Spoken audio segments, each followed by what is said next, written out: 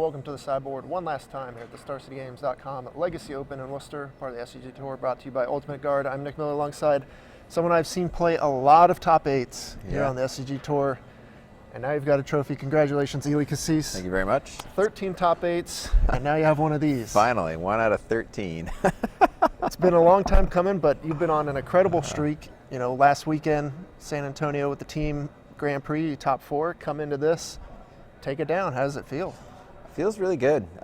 Been having a lot of success. I would credit it to just playing with really good people. I mean, it was a team event at the GP, and my teammates Gerard and Ben Lundquist, and they were playing great. They really carried me some of the way, and I carried them some of the way. It was excellent. Today, a little piece of luck, I feel like. I had a really bad combo matchup.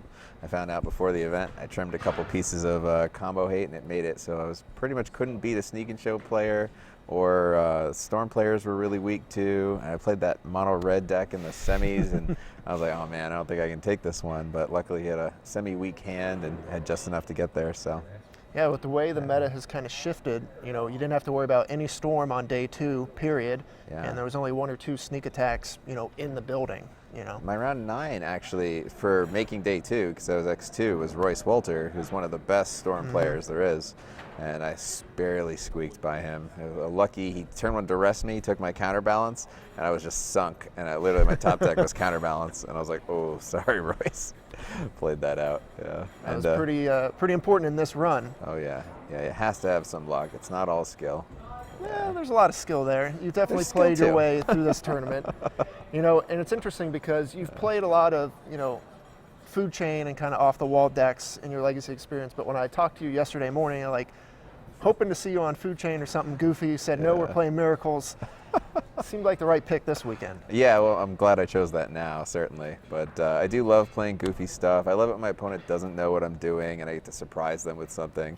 I really feel like it allows you to play the kind of Magic you used to get to play in the 90s before everything was net decked and copycatted. So, yeah. But you had a pretty unique build of the deck this weekend. You had a lot of fun ones running around. You know, the Unexpectedly Absent had a couple of occasions on camera. Yeah, I'd like to take credit on that one, but I think I would cut it, so don't play it, guys. it needs to be a counter spell for your combo matchup. You really need to shore that one up a little bit with this deck. Yeah. What do you think of the Legacy format right now in general? You know, Miracle's still probably the top dog, but this 4-color control deck's kind of popped up too, and everything's kind of shifting around that. So I feel like Noah played a tad better than me in my camera match with him earlier, and I still won, so I feel like Miracles is a favorite there too. Miracles just seems to be the top dog, and then there's so many tier 1.5 decks. I feel like if they ban top, then it would really shake up the whole format in a positive way. I know I'm telling you guys to ban the deck I just won with, but yeah, I still think it needs to happen. And then from there, I'd like to see them take away something that other decks utilize but isn't broken. So I feel like if you took Daze away, Delver's really crippled. It doesn't necessarily have to be Daze, but that's like one suggestion. I would actually like Ancient Tomb to go too. Leads to some pretty messed up openings. Yeah, well, you would see so many brand new decks. The whole format would be split wide open with just 3 cards. And it's not like these are really expensive cards where people would just be crippled with value. And like you could try to make Miracles work with Standstill. How much fun would that be? The way it always used to be.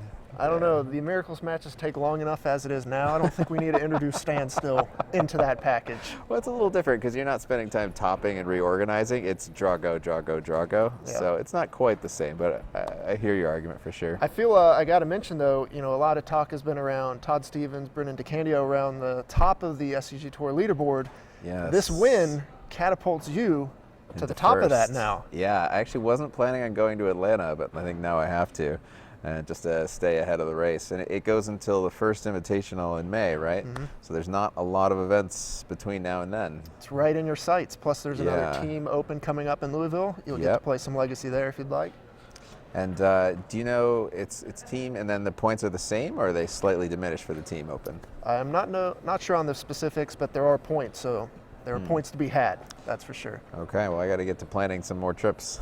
All right, well, 2, you know, classic wins you had already coming into this event. Now you got an open win. Yeah.